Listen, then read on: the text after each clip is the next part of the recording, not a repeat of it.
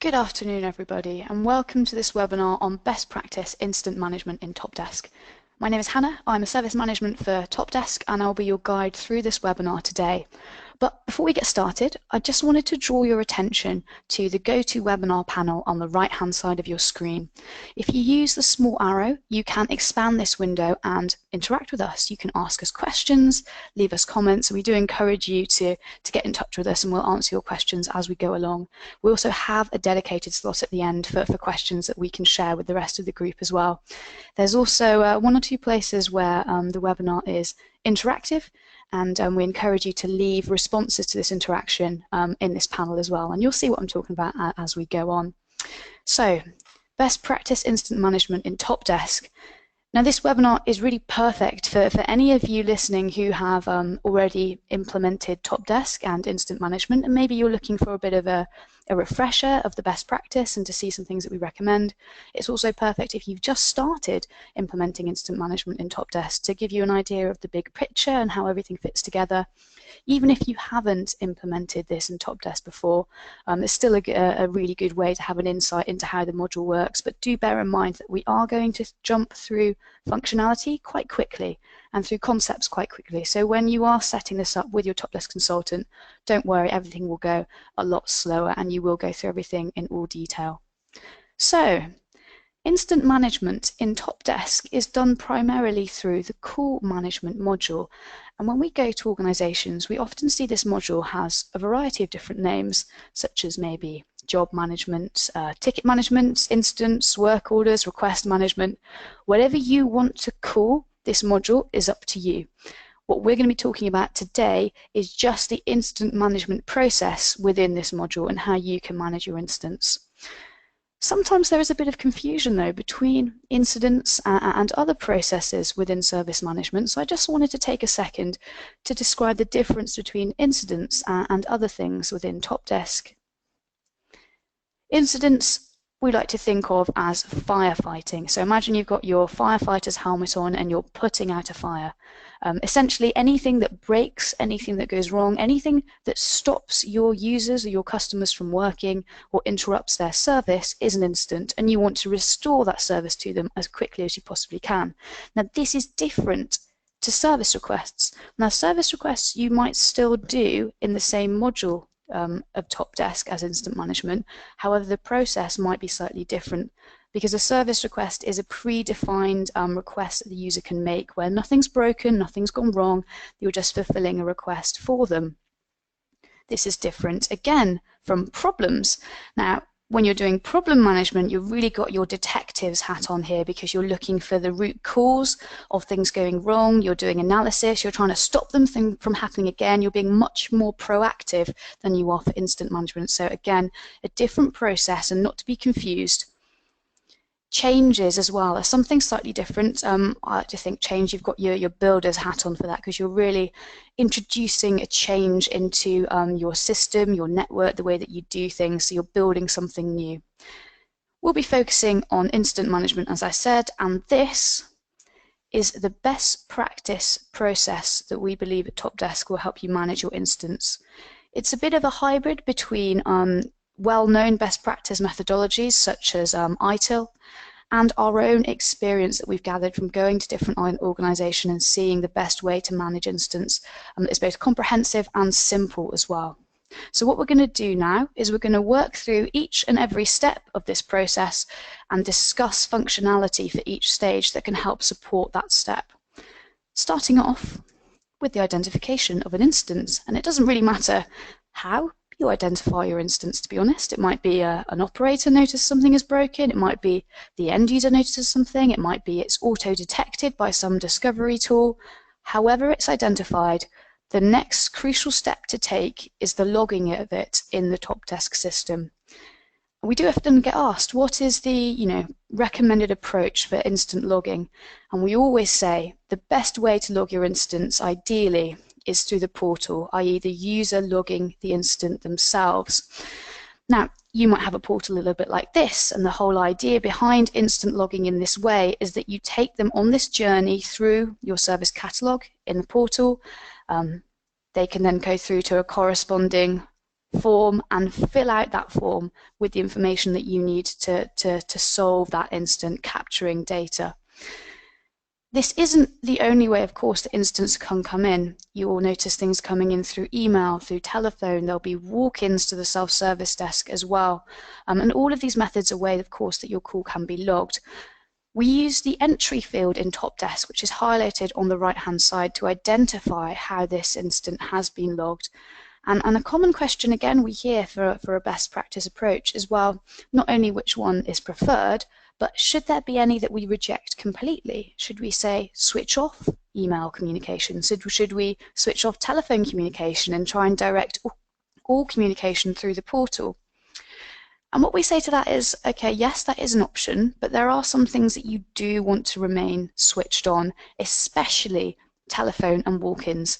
The reason being is you want to have that outlet, that medium of communication for those emergency critical situations, or actually the user just wants to talk to a person. They want to pick up a phone because something is going so wrong right now. Maybe they don't have access to a computer and they can't go through the portal. They need to pick up the phone and talk to you. It's more common actually for organizations to maybe switch off email communication and say, okay, we're not going to have a generic email address for people to email into anymore, which is, can be quite a drastic approach. It can work, but usually it's a combination of the four with the emphasis on self-service through the portal. Now it's time for the million-dollar question. So this is a little bit of a fun interactive step for everybody listening. I'm posing the question to everyone. What incidents should you be logging in TOPdesk? Should it be A, everything, unless resolving it only takes a few seconds, in which case it's not worth logging? Should it be B, everything except major incidents, because your priority should of course be resolving the major incident and restoring service? Should it be C, absolutely everything regardless? Or should it be D, only the incidents that I actually have time to go into the system and log?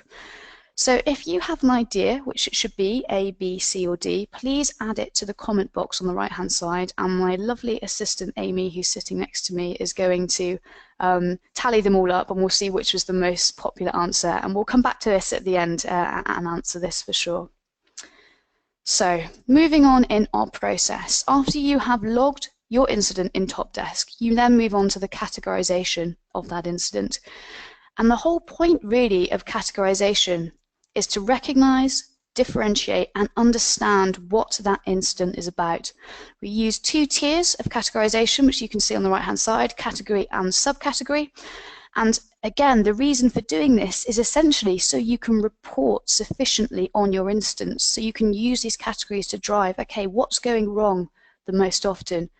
Why is this happening? Is it a specific subset that I can differentiate from another subset to help me be proactive and stop this happening in the future? So category and subcategory, really crucial. Again, we do get asked a lot of questions. Can you provide, a best practice list of categories and subcategories? And although we don't necessarily provide that list because it varies so much per organization, we always say your categorization structure should be a reflection of your service catalog. It should really have that broad scope so that you can log incidents against the services that you provide and the services that you support. Crucially, to keep in mind, do not have too many categories and subcategories. It can be really tempting to try and devise absolutely every single tiny subset of service that you provide to a very granular level, and that's not necessarily the best approach because your drop downs get too full, too busy, and too difficult to understand. So the example on the right hand side there, we've got the category hardware and the subcategory laptop. That's quite good because it's quite broad and quite general. What you wouldn't want to do is have something where the category was laptop and the subcategory was a Dell Latitude E744, something like that. It's too granular because don't forget, within TOPdesk you can link individual assets to the incident as well. So they could be hardware assets, they could be software assets, they could be items of inventory such as chairs and tables. You can link individual things to your incident, so you don't have to have your categorization follow that granular structure. Crucially, try to avoid other or general in your categorization, because I guarantee you that operators will pick those options above any others, because it's really easy to be a bit lazy and think, oh, I'll just put it in general. I'm guilty of doing that myself as well on some applications, so try and avoid those if you can. We always encourage as well a category review. So if you've been using incident management in TOPdesk for some time now, why not create a report, a nice pie chart to show you the use of your categories? That you might be surprised actually that there will be some that are hardly ever used at all. So it might be a chance for you to redefine them, maybe put them under a different umbrella. Maybe it might be an insight if you do have an other or a general category, how much it's being used, and if you might be able to rename that. Try to, if you can, collaborate with all the levels that use the categories. So that's the management that will be reporting on it, and the technicians that will be choosing the drop-downs, and also if multiple departments are using TOPdesk, is everybody happy within those departments of the categories that you have chosen? Bear in mind though, if you are using multiple departments with TOPdesk, you can use the category filter to slightly drill down or filter that list so it's not so long. Once you have categorized your call that's come in, you then have the choice to make, is this a service request or is it an incident? Now, if it is a service request, you might find you are processing it in the same module of TOPdesk, so in the same area, but it should have its own separate process, which although might be similar, it is a separate entity of itself. If it's not a service request, it is in fact an incident. We then carry on in the incident management process through to the prioritization of this incident, which allows you to manage your workload and prioritize what you're going to work on first of all. Prioritization in TOPdesk is done through the priority matrix, which is a combination of impact and urgency to give you a priority in a table that looks a little bit like this. So this is what you see in the back end of TOPdesk. You have the impact along the top and the urgency along the side and the different priorities corresponding in the table. When you're working on the incident itself, it presents itself like this. So you choose an impact, an urgency, and then the priority, duration, and target date will be automatically calculated.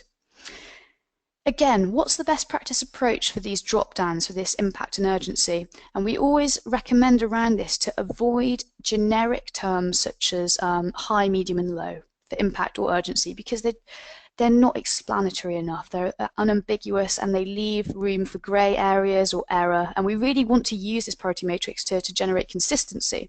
So in the example here, impact is given organisation, location, department, and person. This is because impact is really, well, who is affected by this? Who is being impacted by this incident that we're seeing? Same with urgency. In this example, we've got critical, normal, and low. And now you could argue that this does still have some room for error. So another nice approach that I've seen taken before is using able to work, partially able to work, and unable to work as your urgency drop-down. And that kind of summarizes it quite nicely, I think, because if someone has got an incident but they're able to work, well, naturally it's not going to be a very urgent incident.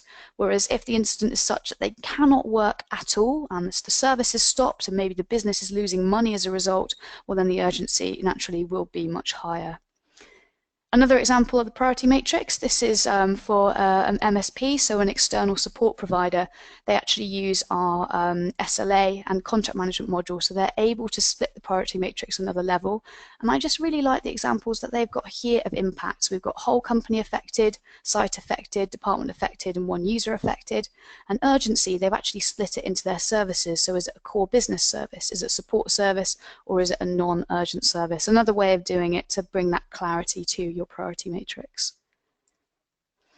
After you prioritize your instance, you then move on to the initial diagnosis and maybe the potential to then escalate that incident if it needs it. So the initial diagnosis, what's this all about? Well, the whole aim of your initial diagnosis is to quickly identify, can you fix this incident straight away? Can the first person who receives the incident in their queue resolve it? Now this is done through the processing block of TOPdesk, and you'll notice next to the operator's name there's a little icon of a person which allows you to quickly assign this incident to yourself if you do think this is something that you can solve, which is really, really great. And the best practice approach is to encourage that fix by the first person who sees the incident as much as possible, and there are some areas of TOPdesk that can help facilitate this. This is through the concept of shifting left, so using things like the TOPdesk knowledge base and standard solutions to make your service desk more able to fix things at initial diagnosis. And I just like to kind of draw those two bits of functionality out so you can see how they can help. Let's start off with the knowledge base. If you are on the latest version of TOPdesk, you might have noticed something at the bottom right-hand side of the screen. It's a little knowledge-based search box that turns up. And this allows you to search the knowledge base straight off the back of the incident, and it will suggest things to you that can be useful, so you can copy the content of them straight into the action of the incident. As well as at the bottom of the page, at the top of the incident page, underneath the More button, there's also an icon for resolving this incident with a knowledge item, which does a very similar thing, but if you're on a slightly older version of TOPdesk, this will be the option that you can see, as well as the box at the bottom. Standard solutions are something that are slightly different. Now, a standard solution is that little light bulb that will appear next to the details block on an incident, and this will only appear if TOPdesk knows there is a standard solution that fits the category and the subcategory of your incident in process. You might be thinking to yourself, oh, hang on, what's the difference then between an incident, a knowledge base article and a standard solution? And the main difference is the knowledge base is just information, data that you can then copy across into the action of your call to help you solve it. Whereas a standard solution is really a template fix for a call. So as well as filling in the actions, a standard solution will also populate things such as the brief description, the call type, the priority matrix, the operator that needs to fix it. It really is much more of a template filling out a template that you can apply to that incident. If you haven't used standard solutions before, we do actually see that a lot of people don't know about them. You know, they know about the knowledge base, but they don't use standard solutions. Then I encourage you to check them out. You can do this from your modules page if you go to Call Management and go on New Standard Solutions. Have a play around with those, see if they can help improve the initial diagnosis step of your incident management process. After your initial diagnosis, you might find actually this is something that you can't solve straight away, at which point you may decide to escalate it to another team. And there are two forms of escalation within incident management. It can either be functional or it can be hierarchical. Now, if you go for hierarchical escalation, that essentially means that you need to get management involved, or someone, another layer up, so to speak, to have insight into this incident, and that's normally managed through email communication. Functional escalation, however, can utilize a part of TOPdesk to allow you to do this. Now, the easiest way to do a functional escalation in TOPdesk is simply to change the operator to another person. So that might be another team with the technical expertise to fix this, or another individual who has a specialism in that particular area. Now, you can do that in any incident in TOPdesk, just assign it to a different person. However, there is also the option to use first line and second line incidents in TOPdesk to differentiate between that moment of escalation. And the main difference between a first line and a second line call is that second line calls can be split into something called partial calls, which is shown by the image that you see on the right hand side. A partial call is essentially just a child call of the parent's call. So you can split it into multiple child call and assign it to different individuals, so that you can say, right, I want this specialist to work on that, and I want another individual to work on this. And once they're all done, then I can come in and close the parent call. Only possible in second line calls in TOPdesk. We often recommend, actually, if you don't think that that functionality will be useful to you, you may wish to just work within first line calls in TOPdesk. And it's not uncommon for some of our customers to actually just have first line incidents. And when you do need to escalate it to another group, they simply change the operator group to someone else's name, because they're not using the partial call functionality, so they're quite happy just to work within the one card. It's completely up to you which one you decide to go to. Just be aware that the extra functionality is only available for second line instance. Okay, so you've done your initial diagnosis, you've hopefully not escalated your call, you might have been able to solve it yourself. You then move on to the thorough, detailed investigation and diagnosis of the incident, hopefully with the aim to resolve it. Now, for this thorough investigation and diagnosis, the main thing you will be doing is adding actions to that incident so that people are aware of what's going on. Any operator can come in and check on it and see what's already has been carried out and where that is in its life cycle. Two things that we get asked a lot about the best practice approach to this stage in the incident management process is, Should we or should we not make our actions visible or invisible to the user? And should we use default text to help provide consistency to the way that we answer our calls? And I wanted to draw attention to these two things within the functionality of TOPdesk. So on the screen here, you see the area where you add actions to the incident. On the top left, we have the tick box, make invisible to caller. Now, it's very, very tempting to want to perhaps misuse this functionality and make things invisible to the caller for the wrong reasons. The best practice approach to visibility of actions is to make everything visible except things that are technical or in too much detail for the user to understand and that could potentially cause confusion. Now, I've got an example of what that might be at the bottom here, so you can see a very technical error message code there that Dawn Meadows has written, and she's actually decided to make that invisible to the caller because it's a bit confusing and the caller wouldn't really know what's going on. That is the best practice approach to visibility rules. It shouldn't necessarily be used for leaving perhaps unprofessional comments that you don't want the user to see, because don't forget, at the end of the day, through things such as freedom of information requests or maybe database managers accessing the information, that data is still there and someone could see it, so only really use it for those technical actions. On the top right-hand part of the screen, you can see an icon for a little stamp. Imagine this is kind of like a stamp, as if you're stamping a document. It's a way for you to put your default text or your stamp on the action that you're adding. These are just a few examples of some good default text that you might want to add, a consistent way of signing off your actions or for asking for extra information. It just saves your operator some time from having to write the same thing over and over again. And it promotes a consistent way of communicating with your end users as well.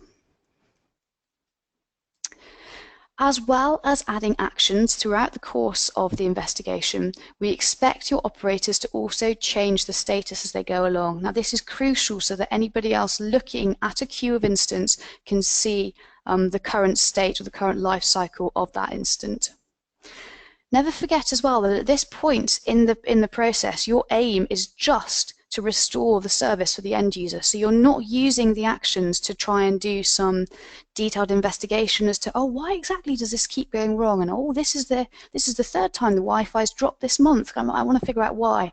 Your aim at that point is to restore the service. So that might mean actually a workaround, getting their Wi-Fi back online for them without actually solving why it went wrong in the first place. And that is the nature of instance and the nature that your actions should be taking at this point, getting your user back up and running, essentially. Sometimes we do hear it can be time confusing to be adding actions that are informative about the steps that have been taken. So with TOPdesk, we have come up with some shortcuts that can help make working through TOPdesk as quick as possible. On the screen here, you'll be able to see some of our most commonly used ones. And actually, this is a really useful document, so I will make sure it's sent out with some information at the end of this webinar so you have access to it. But I wanted to draw your attention to just one or two kind of key shortcuts that we see used very commonly, such as Alt-I. This is a shortcut for assigning an instance immediately to yourself. You can also use F9 or Tab to quickly tab through fields and fill them in using your keyboard. You can use Alt-S to save, and on the right-hand side you have other shortcuts such as Alt-N for making a new incident, Alt-L for linking an SLA, Alt-K for knowledge items, etc. It's not uncommon actually, once we've seen operators gotten used to these shortcuts, you'll be in the service desk and everyone's not really touching the mouse at all. They're just kind of like ticking away on their keyboard, and their fingers are all a blur as they're really quickly logging through instance, and that gives them the time to really write those informative actions and fill out the instant correctly. Okay, so you've done your investigation, you've made your diagnosis, and hopefully at that point you have identified a resolution. If you haven't, that's okay, you just circulate back and continue the investigation until you do. When you have identified the resolution, our best practice approach is to have two tiers of closure, and that is first a completion stage followed by a closure stage. So So completed and closed in TOPdesk are represented by those two tick boxes that you can see at the very bottom of your instance underneath the processing block. You might find that completed might be switched off in your TOPdesk environment. It is optional whether to use this additional stage or not, so we can help you switch that back on if you need to. The main reason why we believe that closure should have two tiers, and this is not only something that we believe in, it also comes from the ITIL best practice as well, is to have an initiation of communication with the end user to make sure they're happy with the resolution that you've provided. Now, this is particularly crucial, for instance, even more so than maybe service requests or other processes, because their service was interrupted for some reason and you want to be 100% sure that they're back up and running before you close that instance. It means that you'll have less instances being reopened, and it also gives the user a great impression that, you know, oh, you're following up and making sure they're okay. So we use that completed status first of all to initiate communication. Everything back up and running, yes, great. Then we change the status to closed. Now this can be a bit daunting for some organizations, because they say, oh, you know, my operators, they've got enough to do as it is. Your solving instance is enough, as well as then checking up and sort of chasing the users to make sure they're happy. So we do have a recommendation of how to make this as swift as possible, and that's to encourage the users to close the calls themselves. It's actually putting the onus on them to say, oh yes, I'm happy. Oh yes, I can log back in now, whatever it might be that you have done to help them. Now this is most commonly done through an email that could be sent at the moment of completion to say, oh, we've resolved your instance. If you're happy with this, please log into the portal and close it yourself. At this point, we can use an HTTP request to close that instance automatically if for whatever reason they haven't closed the call themselves after a certain time period. So that is the sort of best practice approach for incident management in a nutshell. It's quite simple. There are lots of steps that you want to take, and there may be some that you may already do. You might have noticed, however, that there were a couple of areas where we didn't discuss moments of communication, emails.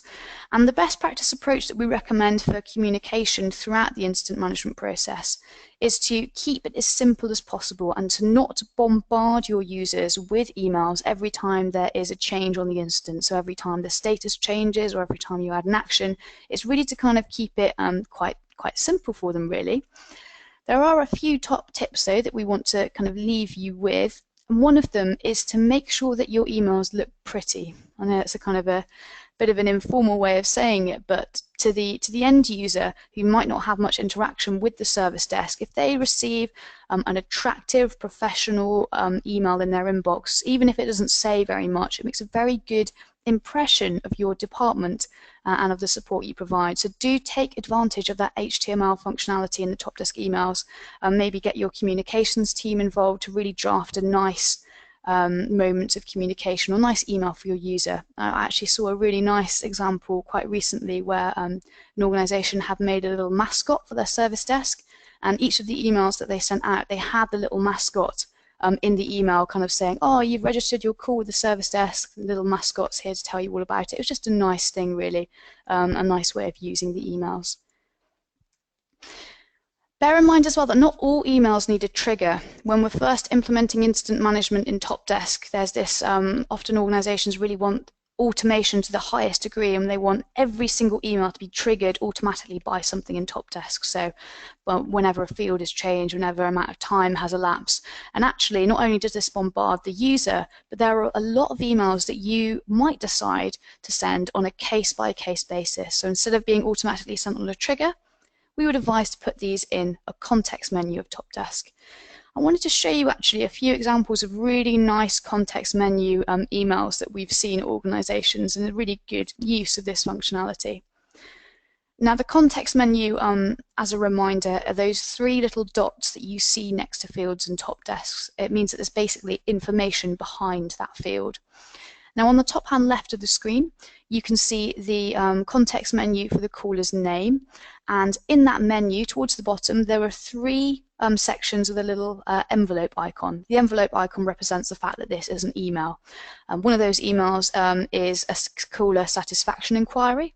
One is an email because you've been in touch with the user via telephone and you couldn't get through to them, so you're sending them an email to let them know. and one is an email to say we need some sort of clarification or more information from the caller. So really good example of emails. Well, there's no point having a trigger to initiate those, because actually the trigger is the choice of the operator to initiate them. So put them in a context menu instead. On the bottom right as well, this is a nice example of using the supplier context menu to send an email to that supplier, maybe to get them involved. Again, this might not be something to trigger because different suppliers might have different ways that they want you to contact them. So BT, great, it might be perfect to send them an email, but you know, the local elevator technician down the road, he might want you to call him directly, in which case that trigger would not apply to him. Finally, the best practice approach to all email communications is to direct the user to the portal.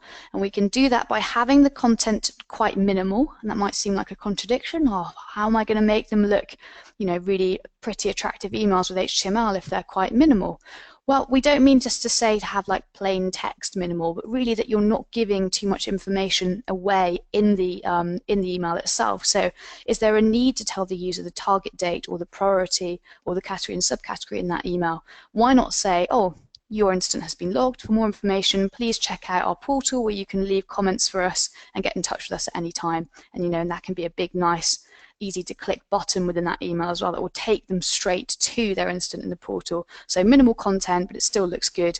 And don't be afraid of using a no reply email address in the sender of that email as well, just so they're really getting the idea like, oh, I'm not replying to this email, how can I get in touch? Ah, the email tells me to go to the portal, and it's really becoming that one-stop shop for instant communication. What about major instance? Because they didn't actually fall into the best practice process that we saw before, and that is rightly so, because your major instance should have a process of their own in line with the protocols of major instance management within your business. The main focus for all major instance, regardless of what you decide to do, is that your priority is the restoration of the service. Your priority is to get whatever has fallen over back up and running, because it's so major that you don't have time to worry about logging it in TOPdesk first of all. You just need to be sorting it out. So as soon as you started working on restoring the service, next your priority becomes communication, and that's where we can use TOPdesk to drive this. So we can use the major incident widget to drive communication with the operators. So whenever an operator logs in, they can see the widget there to show them, oh, you know, the email's down, and they can work on that if they need to. And you can also use communication with the end users as well through the portal. So it's possible to publish your major instance to the portal. On the screenshot there on the right-hand side where it says broad service disruptions, these are major instances that have been published so that users can see straight away when they log in that you're aware of this. So, going back to the very beginning of our webinar, we raised the question of which instance should you be logging in TOPdesk, and I'm just having a look at some of the answers here. I can see most people have got it right, so well done the people who said everything, because that is the right answer. You should, wherever possible, log absolutely everything in TOPdesk. We did have a few A's as well though, so what I want to go through is just identify each of the answers and say why they were not the best practice approach. So for the people that chose A, log everything in TOPdesk unless resolving it takes only a few seconds, I can absolutely see why you would say that, because it seems a little bit counterintuitive to take just as much time to log it as it did to solve it.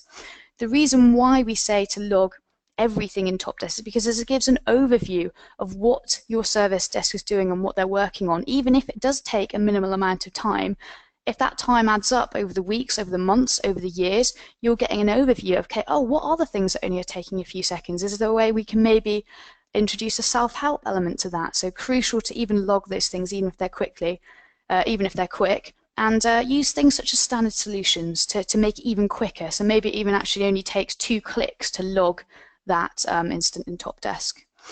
It's clearly not B, log everything except major instance, because they're crucial to log, so you've got the history of those. We did say though, of course, your priority is resolving the major instance, not the logging of it. So don't forget, you can always retrospectively log instance in TOPdesk. You don't need to worry about logging it straight away, but they should get logged eventually. D, only instance I've got time to log. Well, That would be nice, wouldn't it? Because I know that everyone is so busy, but the real advantage of logging everything, even if you're extremely busy, is that it gives you that it gives you the data to back up how busy you are. So you can say, oh, I'm extremely busy. Look how many incidents have come in this morning alone. Look how much time I've spent in this particular area, and really is that justification for your workload and will help you manage it. So well done to everyone who picked C.